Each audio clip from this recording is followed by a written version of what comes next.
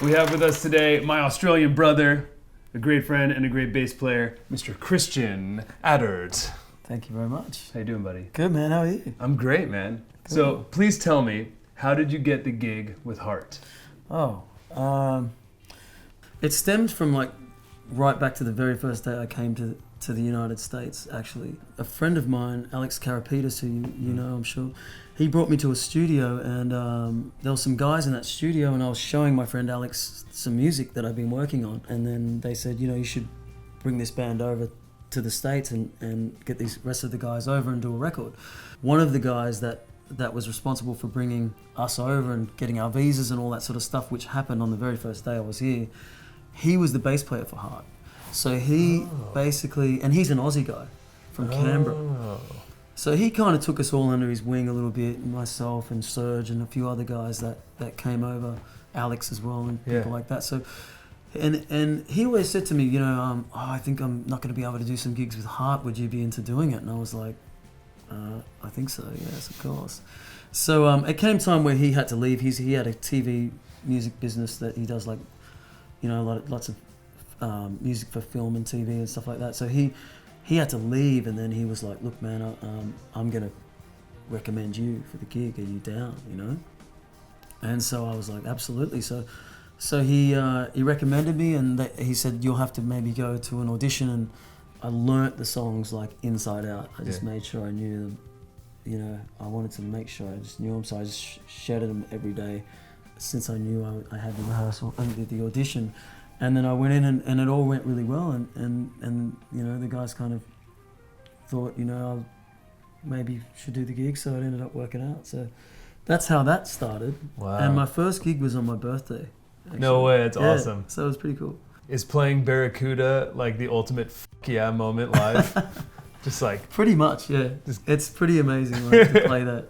Yeah, no, it was an amazing experience, and you know, the first kind of real kind of gig I got when I was over here, you know. So before that I was just working on original projects and stuff like that, and that was like a full, you know, that went from, you know, not having any money and being in the States to just like, you know, being on a tour bus with an old school legendary rock band that I looked up to, and that was cool, man. It was a very, very awesome experience for me. And you played with them for a few years, right?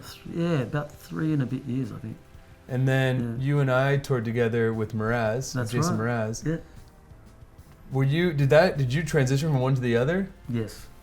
Nice. Yeah, that was a really sort of hard thing for me to choose to do, you know, because Heart was sort of taking a bit of a break, and they weren't touring for a while. So I sort of, you know, someone was like, do you want to come and audition for this gig? And I didn't really know who it was or whatever. And then I ended up figuring, you know, they told me later, and then I went and auditioned because I thought, well, we don't have much on this year. Maybe I can take on some more work.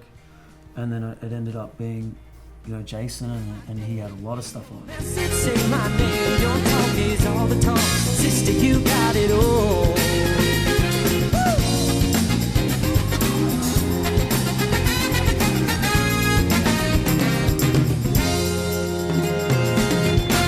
Curl your upper lip up and let me look around. Ride your tongue along your bottom lip, then bite down. Yeah, it was a hard decision to make, but I'm, you know, working with both artists has been such a great experience for me as a musician.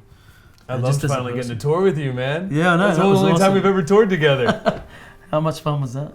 I love having catering with you. Yeah, man. It's a really special moment every day. Yeah, it was great. It was super great. And it was interesting because now I'm vegetarian, and back then Mraz is vegetarian. I was trying to sneak into Mraz's room so I could have his little quinoa cakes and stuff. I was like, it's the good stuff's in his room. How do I get in there? Yeah, he gets the good stuff. And then I feel like seamlessly went from Mraz straight into Meghan Trainor. Right when the Meghan Trainor thing started happening. Yeah, Was well, I that toured like- with I toured with Sugar Ray too. toured with Sugar Ray too, the right. year before, and then still play with those guys every now and then. You know, when they got stuff on, and then Megan's thing came up. So that was about this time last year I started doing that. So yeah. Was the Meghan Trainor situation an audition situation? Or? Yeah, it was. I went in, my friend Carl Lamar Carter, who you know, asked me if I wanted to audition, and To be honest with you, I didn't really know her music at the time. But I just was like, he was going for it. And he's like, do you want to come along to this audition and learn some of these songs? And then I learnt them, and I was like, oh, this is a really catchy kind of song. So went in and and then that sort of, and then I ended up sort of playing with her for a good 6 months to 8 months or something like that. So that was like right in the thick of All About That Bass. You were delivering the bass. It was. So she was all about the you. Therefore, everyone at the show was all about the you. Therefore, sort of the has tour another was meaning. entirely Christian. All about the Christian. I'm all about that bass, bass. Yeah, it's pretty clear. I ain't no size 2, but I can't shake it like I'm supposed to do. Yeah, hypothetically speaking, but not really. I live hypothetically. Yeah, man, it was cool. That was a really fun tour as well. I met some really cool people, like made a whole bunch of, that's the thing I love about touring, is you just make a new family, that you have, as you know. Of course. And I've been lucky. Every situation I've been part of has been like just a great bunch of people that I'm sure I'll be friends with most of them for the rest of my life. So. Well, I think that's the goal, and kudos to the musical director, because the goal is to create a family. Yeah. And not just hire talented players or whoever guys can do that this might gig. be hard to get along with, but they're great players. Right. I mean, most musical directors that I know are definitely hiring people that they know that they want to hang with too, because they've got to be on a road with them for so long. You got the 23 hours of every day that you're not playing, exactly. that you guys are all stacked on top of each other. Exactly. Yeah, so that's really good. It's awesome, important, man. Well, that's good. Well, I'm happy to be a part of your extended musical family. Yeah, of course, man. And now you're just focusing on your music. You're writing Intergalactics, right? Yeah. That's like the main focus right now. Pretty much, yeah. So it's come full circle from what brought you out here with your own music, doing like years and years of touring, session work. Yeah. I think it was actually when I met Mraz, I started writing a lot again, because he put me in this writing group, which I don't know if you... No, did he tell you about that ever? I don't think so. He was in part of this writing group where every week there's one guy that runs the group, and he sends out a phrase to everybody, and you've got to write a song and hand it in that week. Through that, I started writing a bunch of new material, and then I just got the urge to want to start another project up, and that's sort of how I started getting into writing for this project and stuff like that. So he indirectly sparked you leaving to do your own stuff because of that.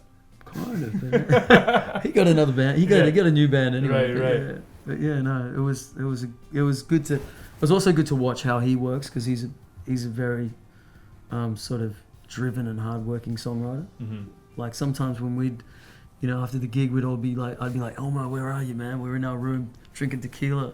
I could hear him next door, like writing a song, just by himself working on music. So it's sort of inspiring. Yeah, it's been inspiring to work with these type of people, He's really inspiring. Yeah, definitely. And I know there was always like the long sound checks. Oh, the man. jammy long sound. Those are the longest sound checks I've ever experienced. Twice the length of a gig. No, actually, the gigs were about 2.5 hours too sometimes. Yeah. You remember? So the sound check was from like 3 to how long were they? Long. At least 2 hours. Yeah, at least 2 hours. Yeah, he liked us to sort of know pretty much like most of his catalogue, just in case he decided to like pull one out one night and or flip something around, and he would do that a lot at the last minute. Mm-hmm. But I thought that was good, because it kind of keeps you on your toes, and sometimes you're like, oh man, how does that one go again? But it kind of forces you to sort of just retain information a lot better, which is part of the job too, which is good, something that is good to keep on your toes with. And, for sure. Well, it allows you to be like improvisational while like really understanding the feel and emotion of like what's going on stage. Yeah, exactly. Yeah, definitely. That's awesome, man. Well, thank you so much, dude. Thank you, man. Thanks for having me. Kristian's the best. Elmo's the man. Should you think